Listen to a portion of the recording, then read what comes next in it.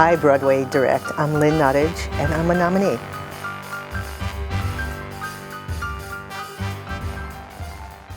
It feels great to be in this place.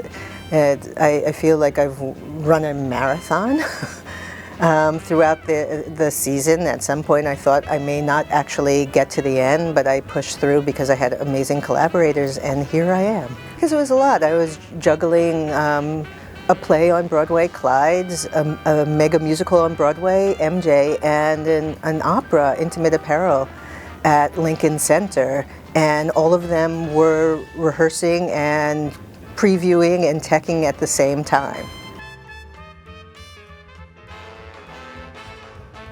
You know, I didn't really have a lot of time to think about it because I was just immersed in it, but I did realize at some point between September and February 2nd that I worked every single day except for Christmas and New Year's.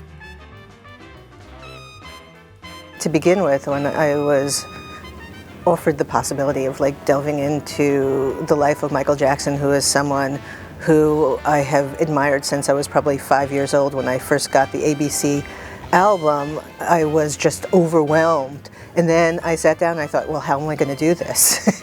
You know, he had this long life that spanned from the time he was 10 years old to his death when he was 50.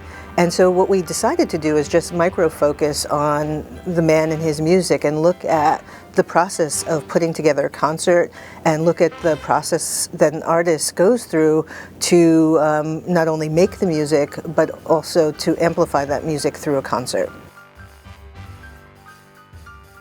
Well, I think that one of the things that we thought a lot about when we're figuring out how we want to tell this story is that Michael was an innovator, and so we felt like we couldn't tell the typical jukebox, cradle-to-grave story, that we had to find a way that honored his legacy and also honored the way in which he created.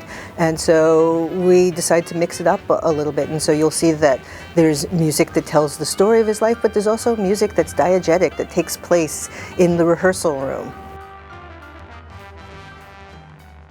Well, Clyde's came out of interviews that I did when I was in Reading, Pennsylvania, doing research for the play Sweat.